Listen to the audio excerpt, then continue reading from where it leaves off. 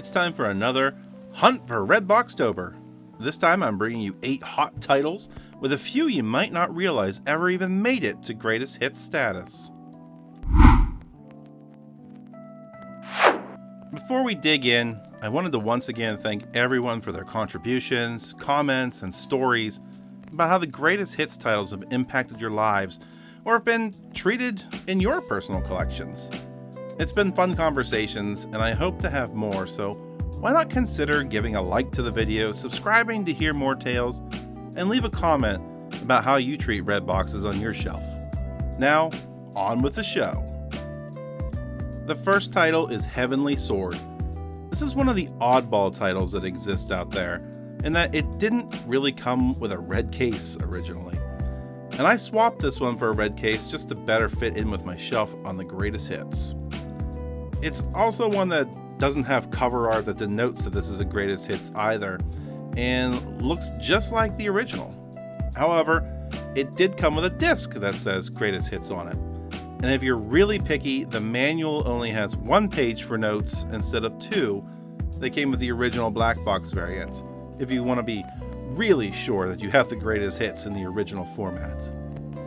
That makes this game mistakenly hard to spot, first of all, because collectors often don't even realize what they're looking for, that it might just be right in front of you, when you don't even realize it. But is Heavenly Sword actually hard to find? Assuming you know what you're looking for, that it's a regular case with regular artwork on the cover, how likely are you to run across this in the wild? You probably aren't going to run into this one. It's super rare to find. In all the time that I've hunted for this in person, I have never found a copy. I did resort to buying this on eBay, and when looking just now while filming this, I spotted 1 loose copy. And yes, I opened up every single listing on the best match list on the first pages. That doesn't mean there aren't more, but part of the analysis for online availability is to scan the first page of by best match, and there was only 1. I checked every single one with all their images to make sure that it wasn't hiding somewhere. It was priced $13 for the loose disc, which is a proper deal if you don't mind pairing it with a regular black label cover art, and then a manual that you might have, and then opting to slap it into a red case that you might have laying around too. Or don't do that and keep it authentically weird looking, I guess I would say, amongst all of your other red boxes. It's totally your call. But I'd target this one if I were you. I'm not sure what price you'll find this for. Maybe the same as the black label pricing, as this is all over the place right now, between $15 to $30 for some reason. This is a game that's on the rise and has increased in value by 33% over the last couple of years. And in this corner, it's Fight Night Champion. The Fight Night series is not one I've ever given a try. However, I think I will actually. When I was a kid, I really got into a few boxing games that showcases the evolution of boxing in video games. And the first was Boxing, that's his name, Boxing, on the Atari 2600. It was a simple top-down view of 2 boxers where you try to hit the other one in the head, and hitting anything else acted like a block. As a kid, I didn't realize I was looking at 2 boxers from a top-down view. I thought they were just these weird-shaped squiggles with circles on the ends. It was really funny. And the next one I played a lot was Punch-Out on the NES. I think everyone played this in one variation or another as Punch-Out or Mike Tyson's Punch-Out, or even the arcade, where I saw this only recently and was just blown away with how well this was. Even today in 2026, how well done this was on the arcade compared to the NES version that I grew up with. The next boxing game that I really got into was Tough Man Contest on the Sega Genesis. And I can remember only renting this one from time to time and having a great time with my friends when they came over and we would have like a game night. And the final boxing game that I ever really played at any length was Rocky Legends on the PS2. And this was fairly recently actually, like last year. And I thought it was much better than it had any right to be. So enough rambling about my boxing experience in the past. We're here to understand how hard is it to find Fight Night Champion as a greatest hits title on the PS3. And it's fairly common. But do be aware that there were a couple of runs of this game. One, presumably earlier, that shipped in the red case, and one presumably later that shipped in the traditional PS3 clear cases. Both had the same cover art, the same manual, the same stamped discs that also denoted greatest hits. It's just the case that was different. And I see this game fairly regularly at conventions, and it goes for around $15. Online, you'll find this is also very plentiful, going for closer to $20 shipped to your door. And there are a lot of sealed copies of this floating around there too in the clear case variant. I researched this and found that EA had a second release extra late in the life cycle, and they just used up some inventory sitting around in a warehouse. The red box is harder to obtain, and it's the one that collectors should opt for, though, but I guess you could just do a case swap if you have any extras laying around. Here we have South Park: The Stick of Truth. This one shocked me that it had a greatest hits title, but it legitimately does. I don't say that because it's a bad game, because quite frankly, this is one of the best RPGs that I have ever played. Yes, it's an RPG loosely based on Lord of the Rings or World of Warcraft, where nearly the entire town is in on this fantasy war. I can't express enough just how good this game is. It was one of the last games that I ever rented from GameFly when I had a PS3 during its active life cycle, and I was so blown away by it. If you're familiar with South Park, then you already know the kind of humor that you can expect, as it feels just like an extended episode of the TV show, or maybe even an entire season jammed into a single game. So what are the chances of picking up this greatest hits version of The Stick of Truth at your local game store, pawn shop, or thrift? You've got a pretty good chance. It's common. This has $5 bundle bin written all over it. It's holding flat around the $6 mark right now. New copies, which are more plentiful than I would have expected, they still exist, and they fetch closer to $20, and they've been able to be growing in price for the past couple of years. I do expect that to continue, the sealed ones anyways, and online the complete in box versions, they're going for $12 to $14 all day long, and they are plentiful, but I wouldn't go for it there. Like I said, this is everywhere. Wait to find it in person. It seems to show up if you're searching for it. Now here's a title that I struggled to find that I did not expect to struggle with, and that's Tomb Raider.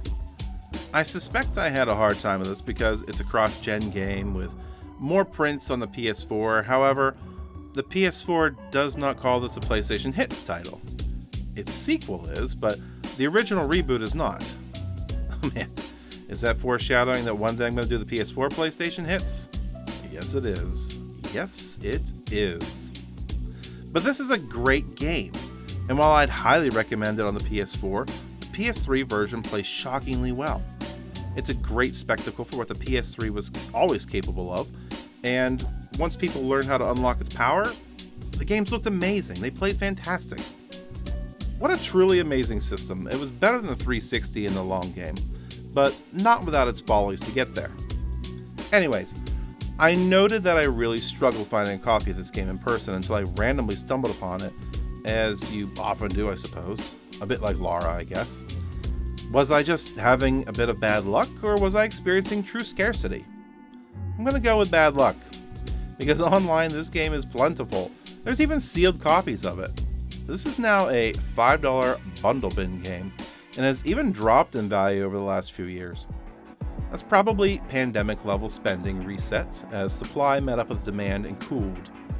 The PS4 Definitive Edition is the best one to collect if you want to play the game, but for those looking for the PS3 greatest hits, I have to say my struggle was just a fluke, and that your results may not be like mine at all.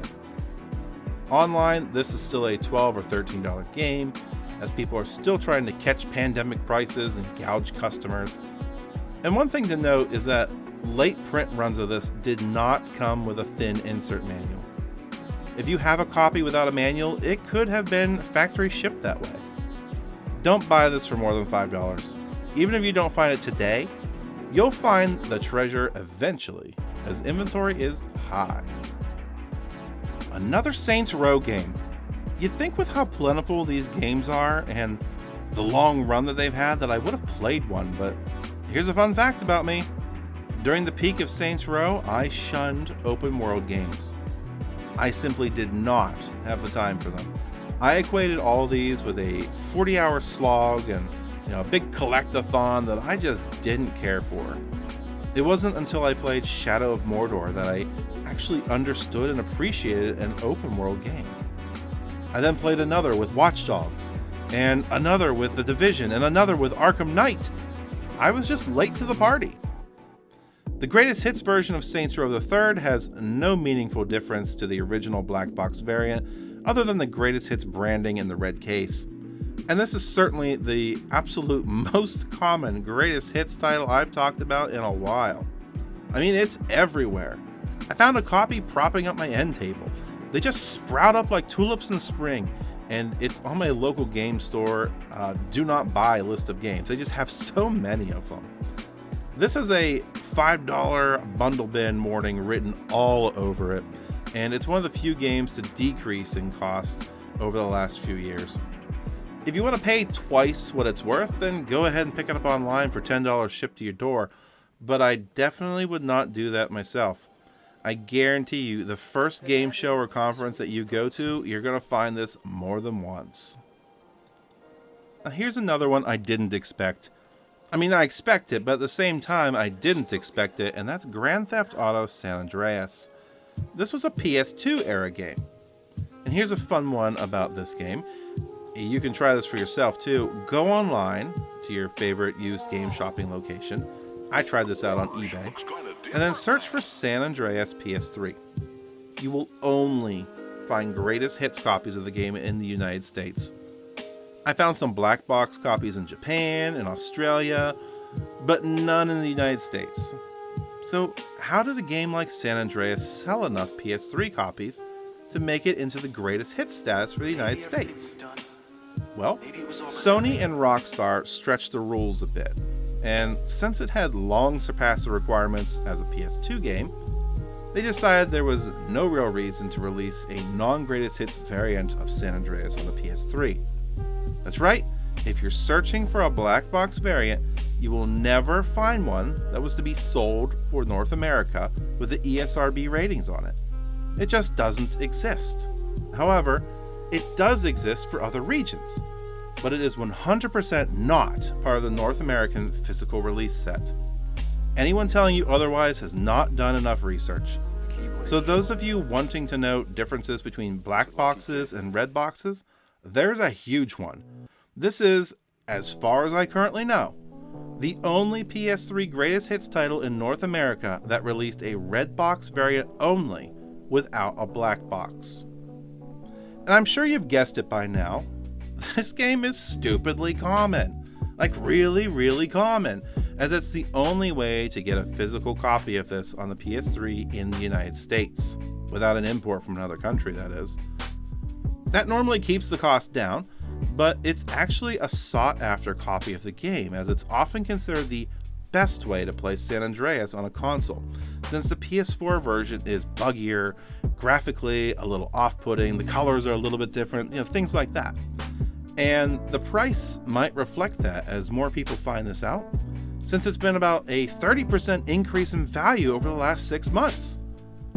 Coupled with the popularity of Grand Theft Auto 6 supposedly making an appearance by the end of the year, we'll see, people are looking for the best, most authentic way to replay the entire series. And I have to say, I think that goes to the PS3 here. This is no longer a $10 game at the conventions. This is more like a $15 to $20 local pickup title. And online, it's much closer to a $25 to $30 title. I personally feel this is just a temporary increase due to the game coming out later this year, GTA 6, but I also don't expect it to drop back down to prices even a year ago, and likely drop into a teacup formation as inventory finds its buyers.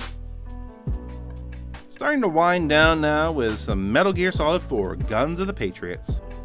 This is interesting because it just recently was announced that it will no longer be locked to the PS3, and it's going to be part of the Master Collection Volume 2. We'll see if that will impact the pricing some way in a bit. The Metal Gear series is one that I've only brushed up against in the past, but I've enjoyed my experience each time. I played Snake's Revenge on the NES, and I remember so clearly picking that up at a yard sale and selling all their, where they were selling all their NES games for $1 each as a kid, and my mom bought me the entire carrying case of games for like $10, including the really cool Nintendo case. It was like a black leather-bound case that had like a golden latch on it that you could open up, which I no longer have this thing. I feel so bad. I loved that case. And then I also played the original Metal Gear Solid when my best friend Jimmy went on a vacation or to a summer camp or something like that, and he let me borrow his PlayStation while he was gone. And that was super awesome of him. And I played Metal Gear Solid the entire time on my old 13-inch TV. That game totally blew me away. And the only other title I've played is Ground Zeroes, which to me just felt like a paid demo, but I didn't pay for it directly. I'm pretty sure it was part of PS Plus or something, but I really enjoyed it either way. So I'm not unfamiliar with Metal Gear, I'm just not its biggest fan. The Greatest Hits variant has seen a 40% increase in value over the last couple of years, and this is likely because people thought that it was going to be locked to the PS3 after the Metal Gear Collection was released. Now, you can pick this one up for about $15 at your local game store or convention, where a few years ago it was closer to $10. Online, this goes for closer to $20, but given this is a very common title to find, as a red box in particular, I wouldn't pay that 25% greater difference to pick this up. I see it pretty regularly. We don't have a lot of data yet, but there is currently the beginnings of a downward trend on the valuation of this game. And I doubt it's going to come back down to $10 unless the new collection version is absolutely perfect. That usually has the most impact on the previous generation's valuations, but to me, this is a game that's in a holding pattern until the end of Q3 or early Q4 2026, where we see if it's going to make a move one way or the other after that collection appears. The final game for this episode is Call of Duty Modern Warfare 2. This is the game that got all the parents in an uproar back in the day. It's also the second Call of Duty game that I ever played after the first Modern Warfare, when I went on a tear on the PS3 through all the Call of Duty games since I convinced myself I could play a single player campaign with these inferior FPS controllers. But it was a lot of fun. But the thing with these kind of games is that they were heavy on the online multiplayer. But I think this was before they started doing seasons as the norm in multiplayer games, but they're often lower print runs for greatest hits because anyone who was going to play it already probably bought it and was competitively playing it. And if you were like me, you were really just waiting for a lower cost option to experience the campaign, since heaven forbid there not be a single player only price for you to play for that. Now, if you were to go to your local game store right now, chances are good that they will have a copy of this in stock for the greatest hits, if they regularly take in PS3 trade or sale. It's a common game, and it's held pretty flat over the last few years. You'll likely find it in a $5 bundle bin at the conventions, or maybe $8 max on the shelf. Now, the great thing about the greatest hits version is that it comes with the stimulus package as a code. And I've not tried mine to see if it's still active or not, because a lot of games note that the codes expire, but when you go to use them, they sometimes work just fine. But this game had a print run in 2012, and you can tell if yours is from 2012 because it'll have 2012 marketing on the back. And it was also released in 2013 as a later print run, which does not have that 2012 marketing on the back. So there's a variant of this variant, if you're into that sort of thing, which I'm not. Well, there's another 8 games that have come and gone, mostly commons this time, but I tried to point out some of the major differences in not only the greatest hits variants, but how they differ from their original release copies too.